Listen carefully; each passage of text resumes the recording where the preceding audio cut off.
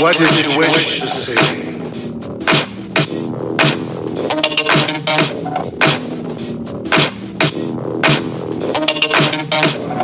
It's all been sealed.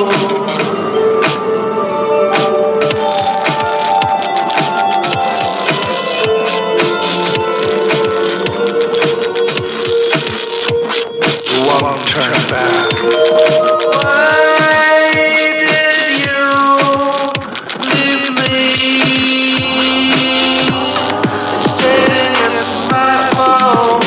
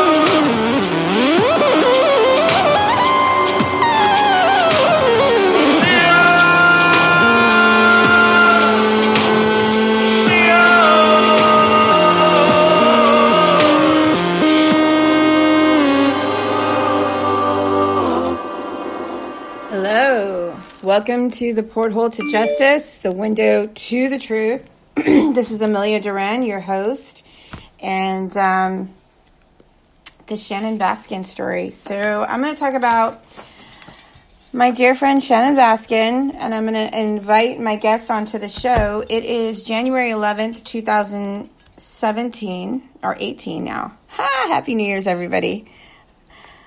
So sorry for this news. How are you? Hi, Brenda. I'm great. Happy New Year to you. All right. So let's get started. It is crazy. There's so much to talk about, but I want to get my guest on the line. So Shannon. Oh, God, I miss her. Oh, it's not easy, guys. I'm losing my friends right and left. This is going to stop. I promise you guys it's going to stop. Hello? Are you there? Pick up the phone. We're live. I know you're going to simulcast for me on Facebook. Come on. It's LA. All right. Stand by, guys. Bear with me.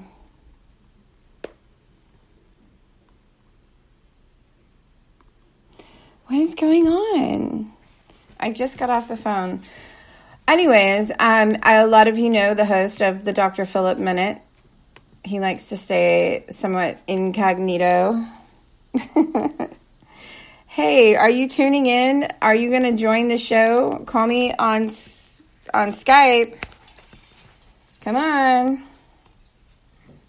I'm not doing the camera right now. I'm not doing it.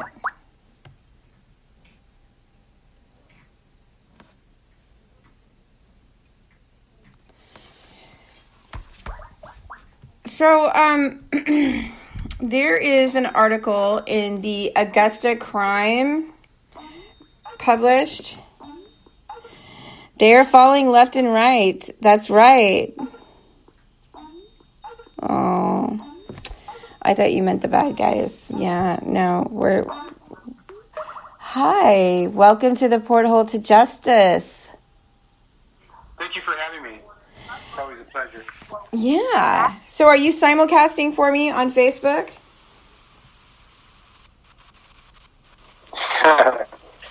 Possibly. I'm not sure. I'm not sure I can Skype and simulcast at the same time. All right. I wasn't sure if you were to pick up. Okay. I had a moment of insecurity. So are we live? Yeah, we're live. Sure. All right. So this article regarding my dear late friend Shannon Baskin. That was published in the Augusta Crime. I think it's AugustaCrime.org. She's out there in Georgia. Shannon lived out there in Georgia. She was an activist and advocate in the corrupt family law and court movement. The, quote unquote human trafficking that they're doing and fraud on the court. And she was very outspoken, very intelligent, articulate, never did drugs, always spoke out against drugs, didn't like them, and never appeared to me to be under the influence of any substances. So what gives AugustaCrime.org? I don't recognize my friend in anything or any part of your article at all whatsoever. All right, somebody's spamming the port right now with a bunch of unauthorized posts that I did not. All right, this is okay. Yes. Yeah. Okay, go ahead, because I'm getting spammed right now in the port, Sure. and I'm trying to... Take your time. Let me, I got some information. Right. Yes, the autopsy was returned. They're claiming fentanyl, marijuana, possibly some other substances, but fentanyl is a highly restricted drug. It's our understanding that it's dispensed as a patch and that it's virtually impossible to get it in another form unless it's synthetic, but very difficult drug to acquire. Shannon was at this home, never been there before, is our understanding. We're told that she went there to help Casey Lynn, and that's the one that disappeared with her van for a week or 10 days. She was located, put in jail, $5,000 bail. She's out on bail. Shannon was exposing court corruption, specifically altering of transcripts. Judge Roper would not release the audio transcripts of her hearing because they were altered. They didn't match what was on the printed. Also, there was a custody issue with a non-custodial boyfriend that had no binding legal relationship to her 13-year-old daughter, only her two other smaller kids. And he gave custody to him. Eventually, Shannon won her case and got her daughter back. We also understand that Shannon's father of her 13-year-old got out of jail, died 7 days later after being out, supposed overdose. Mm-hmm. We have another overdose of Casey Lynn's so-called boyfriend, on Friday, that would be, what would that be, December 10th? I'm sorry, that was Shannon's death, so it would be around December 7th. Casey Lynn's supposed boyfriend dies of an overdose. Sunday, Shannon's located, and now they're saying it's a overdose. So what gives? The gorge. It's as wide as it could be. Nothing makes sense. Nothing. Okay, this Augusta.crime.com published our mem in the porthole to justice, and they are, I'm quoting the Augustacrime.com, despite a social media campaign asking about other possible reasons for her death, North Augusta investigators say they have no reason to believe there was anything but an unfortunate drug overdose, said Lieutenant Tim Thornton. See the mem. It says see the mem, and so they're quoting the mems in the porthole to justice. If you go to Shannon Baskin's profile on Facebook, she was live daily advocating for children and the family. She was always fighting her case and speaking out. No way ever would I ever get it's just so far from Shannon's character. I mean, if you just go and look at her Facebook page.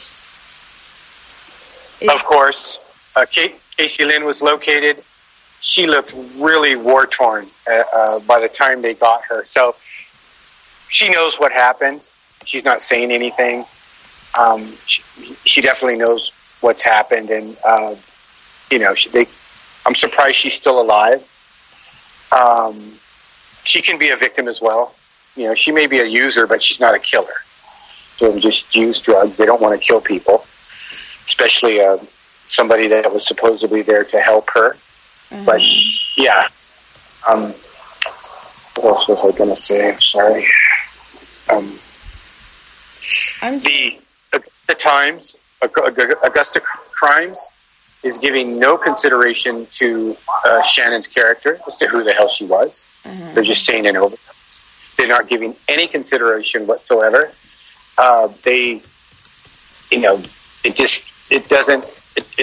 It doesn't connect. There's no connection between her being a marijuana smoker, a fentanyl user. But where can you go? Where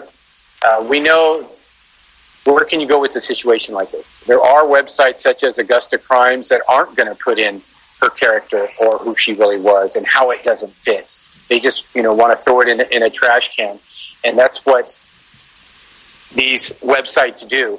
A lot of them are coordinated by law enforcement or higher ups from there, but they, to stop and quell public distrust or concern about how somebody died, they'll try to just, ball it up in a ball and throw it in the can, and that's exactly. We had the same thing. We had two this year. We had the same thing with Chester Bennington, and there's been a lot of really that seems to be the thing that they say. Oh, they shot themselves in the back of the head, or they threw themselves off of a balcony. Drug overdose is like one of those blanket, go to. Of course. Shannon was very much outspoken against drugs. She did not use drugs. Yeah, and it doesn't mention that in the article. It doesn't mention that there's no connection. She had a job. It doesn't make any sense.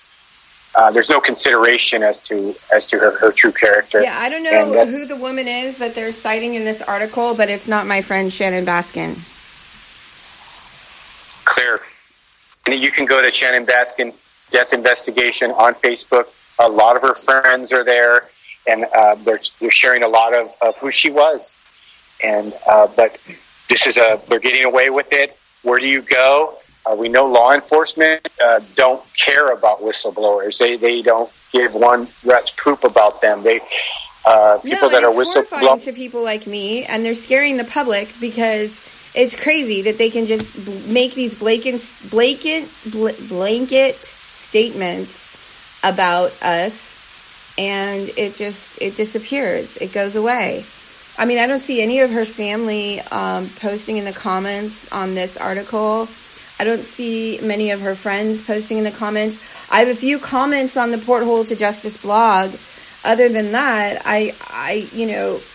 everybody's saying, look, this doesn't sound like Shannon at all. I mean, all you have to do is go to her Facebook page, watch a couple of her live feeds, and know that she was not a drug abuser. Of course not. You can clearly see she's very crisp. Had the nurse job. Go to YouTube, type in Shannon Baskin. There's videos there. Go to Shannon Baskin Death Investigation. There's videos there. But very corrupt, the state of Georgia. We did lose Nancy Schaefer in that state also. Senator Nancy Schaefer, who spoke out against Child Protective Services, trafficking and pedophiling and drugging our children. Yeah. Straight up, the snatching of children for money. She was going to Washington. She had a movie, a little documentary. She knew everything that was going on in the trenches of CPS for 4 years. Murder, claimed suicide, her and her husband. Georgia Bureau of Investigations, it's the mafia. These cases that don't make any sense, they should always remain open in some way and not just closed and put in a file cabinet. This one should not be closed because she didn't use drugs, period.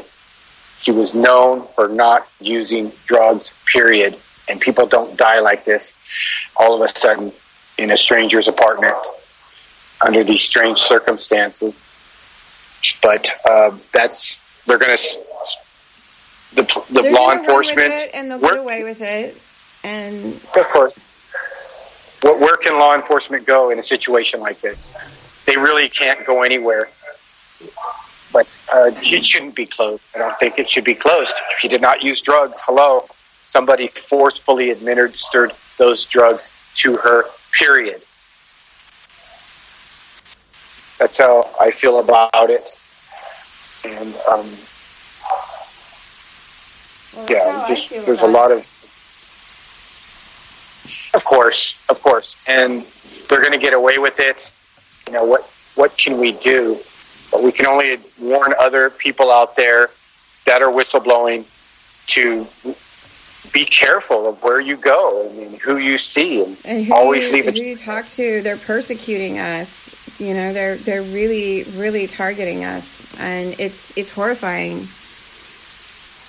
Sure, Judge Roper, very corrupt, very ruthless. He put a gag order to not talk about anything pertaining to transcripts and the case. And they are the mafia. They have connections. I mean, those judges have connections with law enforcement. They have connections with and it's just ruthless. And we're seeing the same thing in Montana with Jay Walton's case and how ruthless of a state environment that is as well, with the snatching of his grandkids as retaliation and them prosecuting him on a stalking charge for Facebook posts, felony that's coming up on like the 22nd. They told him if he talked about DCFS, he would never see his grandkids again. They took his grandkids off of a bus coming home from school. Very ruthless. And Montana has doubled their. It is blatant now. They're not even trying to cover up their crimes or hide what they're doing. They're just blatantly snatching the children up and trafficking. Yeah, ruthlessly, very ruthless, exactly. But they are trying to gag and suppress people from posting things, and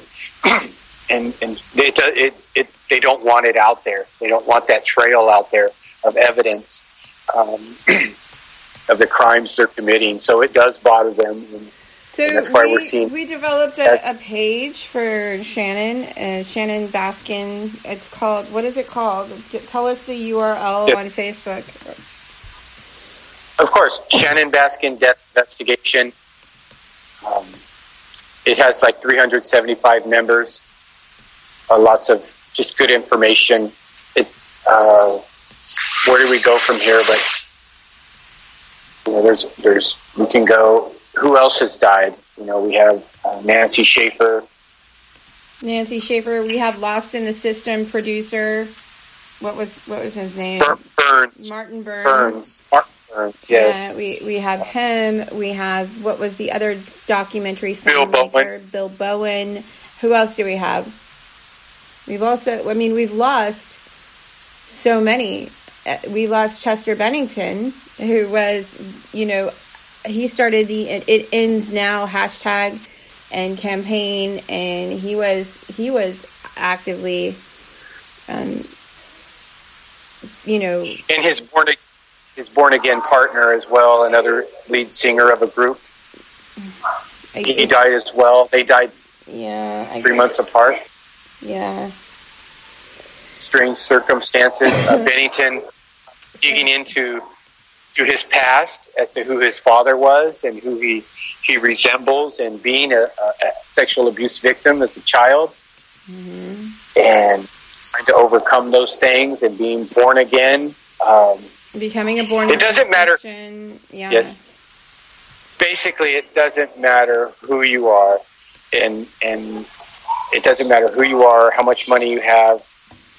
If they want you, they will get you. Andrew Breitbart, falling down in Brentwood, California, like a sack of potatoes, saying he's going to vet Obama and his secrets on like April 1st and March 31st. He's falling down like a sack of potatoes, turning stone red in Brentwood, California. His autopsy, the guy that did his autopsy in Burbank, died of lead poisoning right around the time his Breitbart's autopsy was going to be revealed. It doesn't matter who you are. If you're in their way, they will get you one way or another. And so we just want to warn everyone out there to just be careful. But there's just a lot of evidence already out there. Are you talking to me? Are you talking to me? Yes. Yes. Oh no. What you do is already out there. It's already stuff that's been articled. It's already in mainstream media, Associated Press, or just in local news broadcasts. It's we're not bringing up WikiLeaks secrets. We don't have information that nobody else has. So we're at a lower level than somebody like maybe a Nancy Schaefer, who intently... Yeah. Go ahead. No, it's horrifying to me, and it troubles me to no end. But it is what it is. So they're turning back now.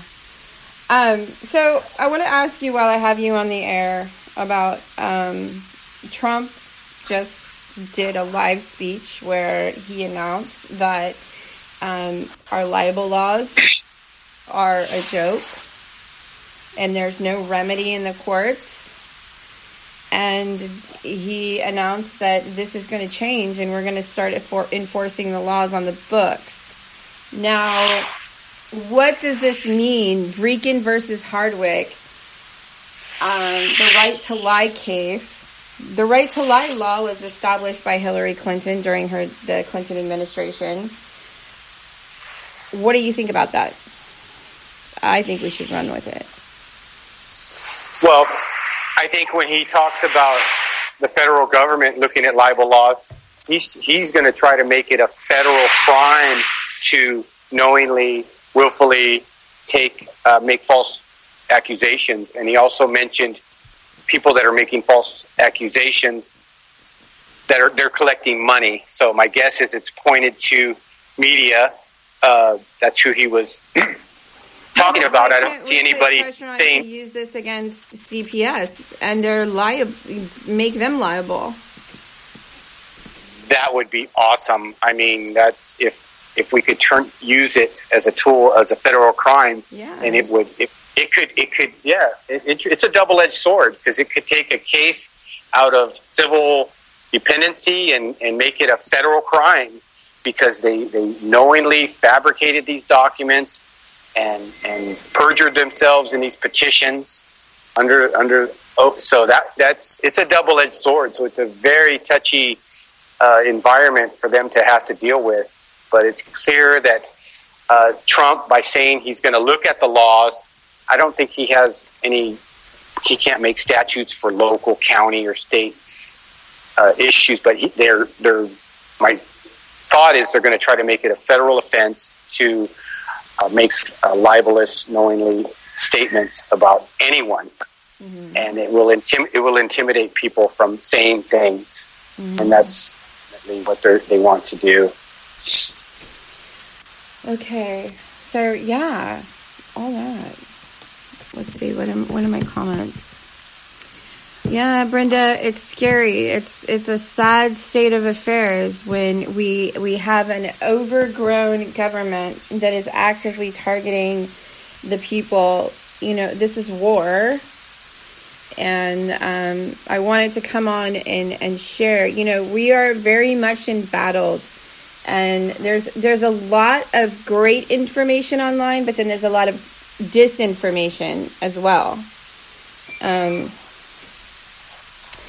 I say take it with a grain of salt.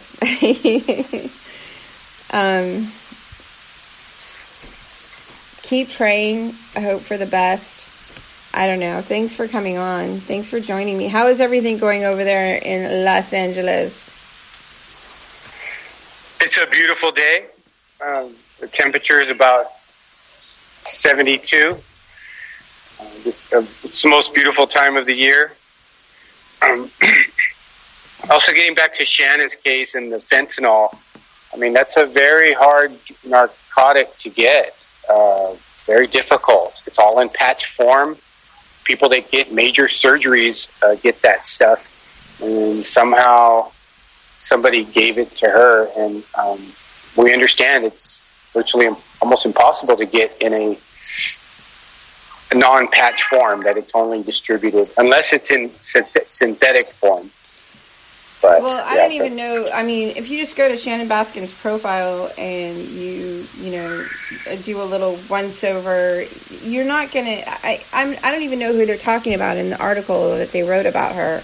It doesn't even sound like her.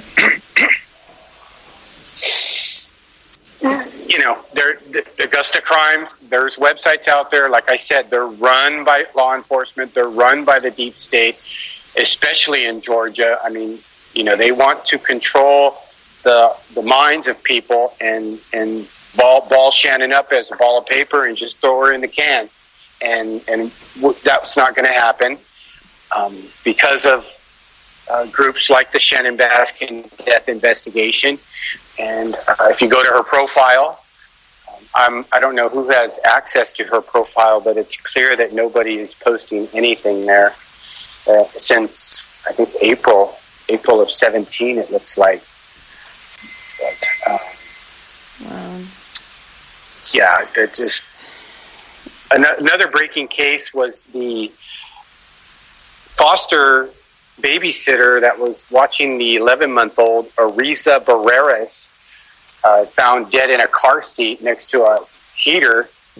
She's released on OR, on recognizance, because she didn't have a criminal record, claiming that the child was already sick before she got her.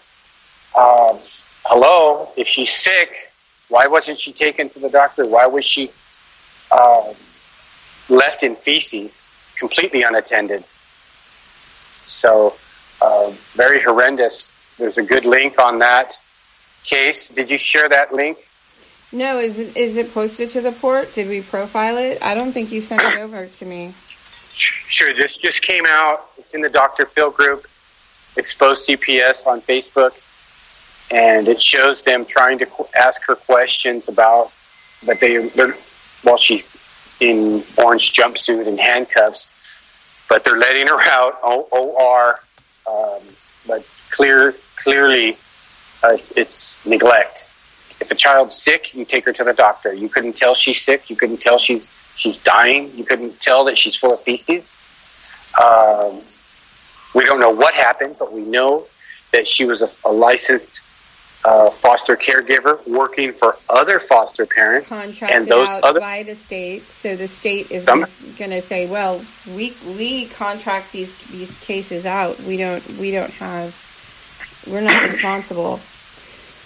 and that the two foster parents that actually had the custody or whatever of her, that they were in Las Vegas. So they're in Las Vegas having a good time, foster traffickers, and leave her with another foster trafficker. The baby's dead with full of feces and in a car seat, and no one's to blame. Who's to blame? My guess is it would be both of them. Mm-hmm. It would be all three, the two that had her, that she was placed with, and the other licensed foster babysitter that was with her. They're all three liable for neglect. Because if you go, I think you can tell if a child's sick or not, an 11-month-old, especially deathly ill. There's signs, and I think are there courses with these foster parents to notice signs of an infant? Well, they take I think it's like a 6 to 8 week course in order to get licensed by the state. It varies from state to state. The requirements. Sure, we were foster parents here in Southern California, and there was no medical training of any kind, no CPR training. I don't remember anything like that. But clearly she was unattended. My guess is she may have died out being exposed to the cold. Very cold there in New Mexico. She may have been left in a vehicle. But we have other cases where they're being found. That's what it sounds Yeah. like to me.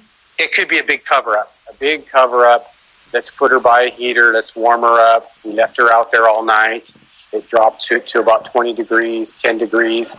And let's put her by a heater. Her body will be warmer. And just stage it. It's just, my guess is that she's probably left outside in the cold and exposed. It just doesn't make a lot of sense. She's been released, OR, foster trafficker. But they do this consistently over and over again. They do it consistently to not prosecute these traffickers like they should. And it's to reduce litigation against the counties, liability, and ultimately that's what it's all for. These judges are very lenient. We had another case where the baby died in a vehicle for a long period after being left in a vehicle, a truck, supposedly. The guy comes home at 8 a.m. with the baby in the car seat in the back of a truck, leaves her in there. About 3 o'clock, the son supposedly takes the truck to a dollar store and doesn't notice the dead child in the back car seat.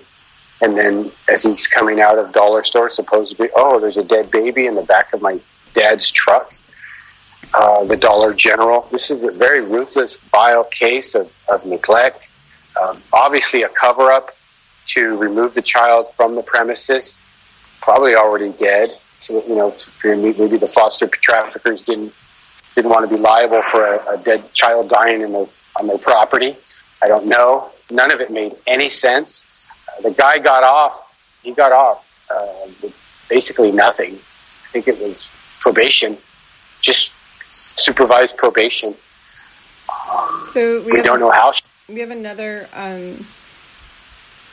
I think we profiled this case in the port. It's the officer that was released. No charges dropped. He had 1,500 indecent images of child pornography.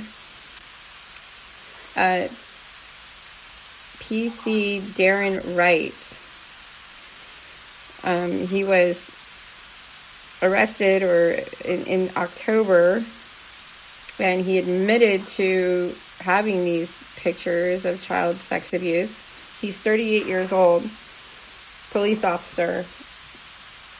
And he was apprehended.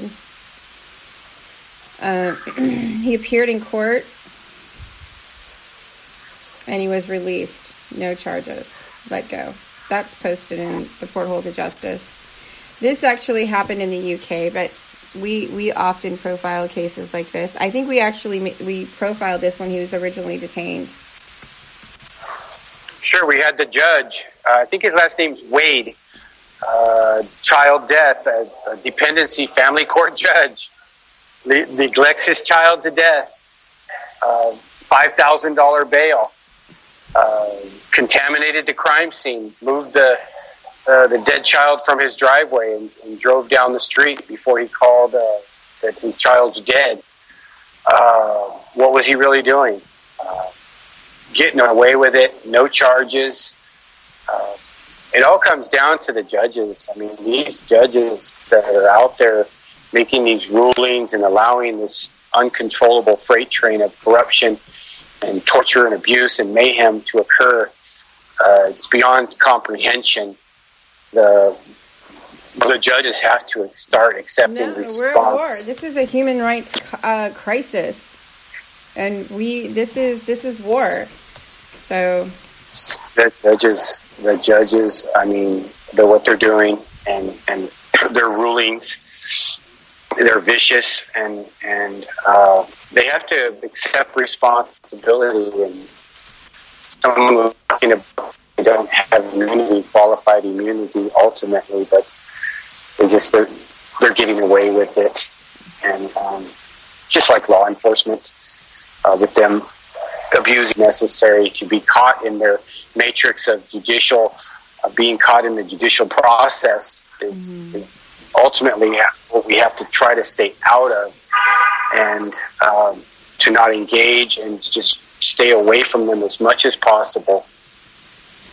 Do not get caught in the court system. Absolutely. And we do. Try to avoid it at all costs. So, well, stay off the radar.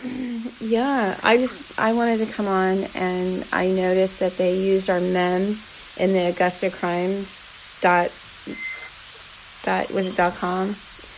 Yeah. Yes, it is. Yeah, and they refer to our online media campaign, so I wanted to come on and say something, and I don't know who they profiled in that article, but it certainly wasn't my friend. So, no. Anyways, and I think a lot of people would agree with me. And you can go to that website, folks, and you can comment in the comment section if you knew Shannon, or she helped you on your case, or if you were a friend of hers. Go to the website. I encourage you to make a comment because it's outrageous.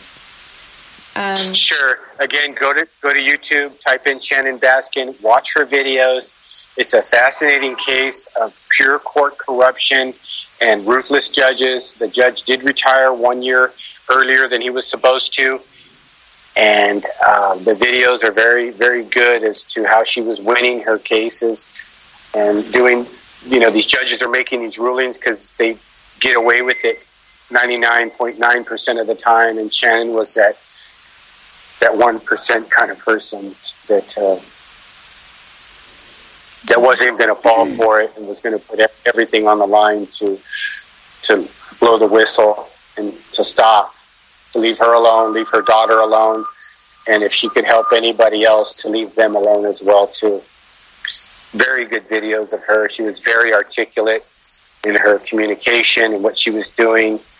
Just a pure angel of a person, and we dearly miss her. Yeah. All right. I'm still kind of broken up over it. And I don't want to get, morose on the... I miss my friend. Yeah, thanks for coming on. So tomorrow, are you going to tune into the show tomorrow? Of course. I'm going to have on Katrina Hagen. And she's exposing some electronic war crimes. And it's pretty incredible. Really very exciting. Very impressive. Yes, very impressive work. You can check out her live feeds in the Porthole to Justice blog on Facebook, and we're going to be going live tomorrow. I don't know exactly what time, but as of yet, but I'm going to be going live with her, Katrina Hagen. She's going to be a special guest on the Porthole to Justice tomorrow. Oh my gosh. Thank you so much. It's always nice. You're welcome. It's always nice to hear from back home.